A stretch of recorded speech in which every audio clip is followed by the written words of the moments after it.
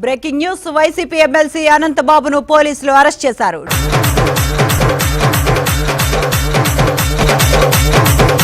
Rajahmundry court మెట్లు దిగగానే అనంతబాబుని round up చేసేశారు కాకినాడ పోలీసులు. ఇలా రౌండప్ చేసి కన్ఫ్యూజ్ చేయొద్దు, ఎందుకంటే కన్ఫ్యూజన్ లో ఎక్కువ కొట్టేస్తాం. డ్రైవర్ సుబ్రహ్మణ్యం హత్య కేసులో కోర్టుకు హాజరయ్యేందుకు కారులో వచ్చారు అనంతబాబు. వచ్చేస్తున్నా.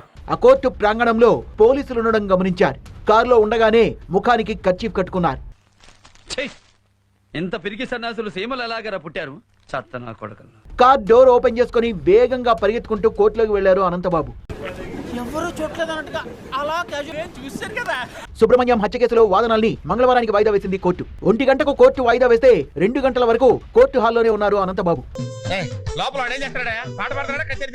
పోలీసులు అరెస్ట్ చేసే అవకాశం ఉందని ఆయన కోర్టు హాల్లోనే ఉండిపోయారు.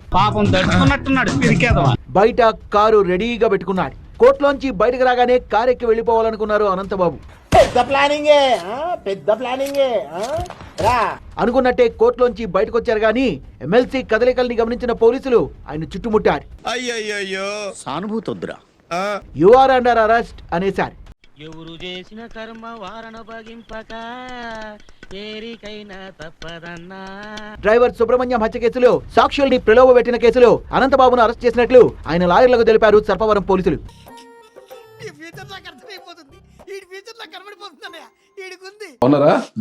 ఫ్రెష్ ఉన్నట్టున్నారు.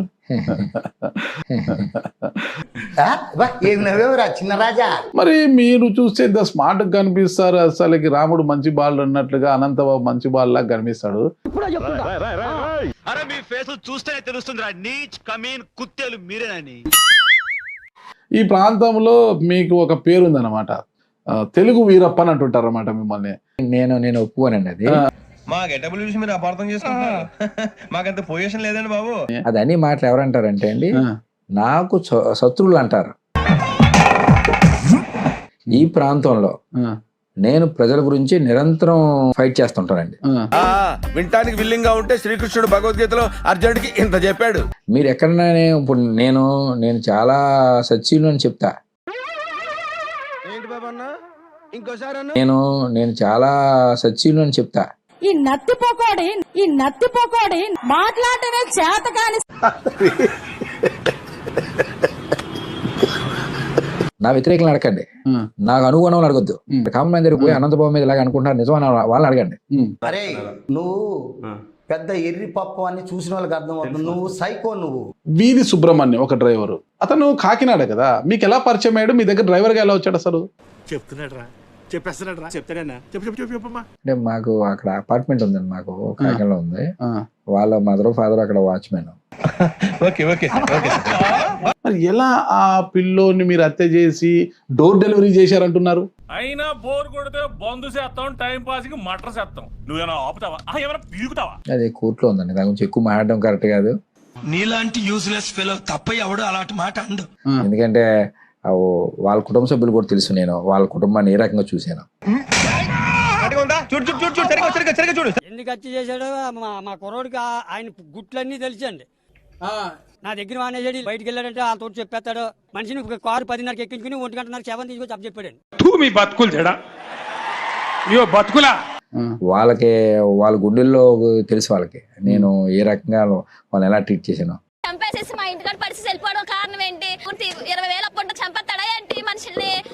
నేను అయితే ఊరుకోను. వాళ్ళ గుండెల్లో తెలుసు వాళ్ళకి.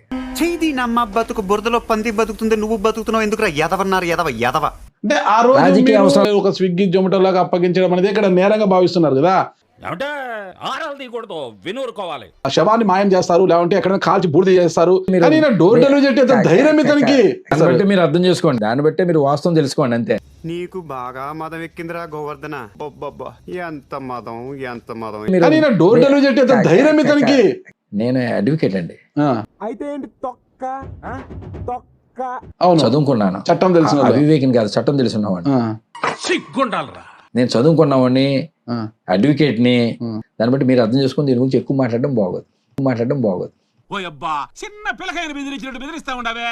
నువ్వు వీకేదేదో వీక్కో నేను జించేదేదో జించుకుంటా. వాళ్ళు పదే పదే ఆ తల్లిదండ్రులు కడుపు కోత మిగిల్చాడు, ఆ తల్లిదండ్రుల పరిస్థితి ఏంటి అంటున్నారు.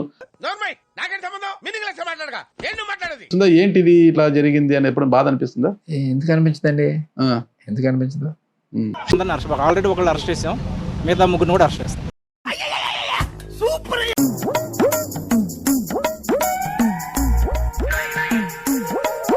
ఇప్పుడే తీసుకెళ్తున్నారు.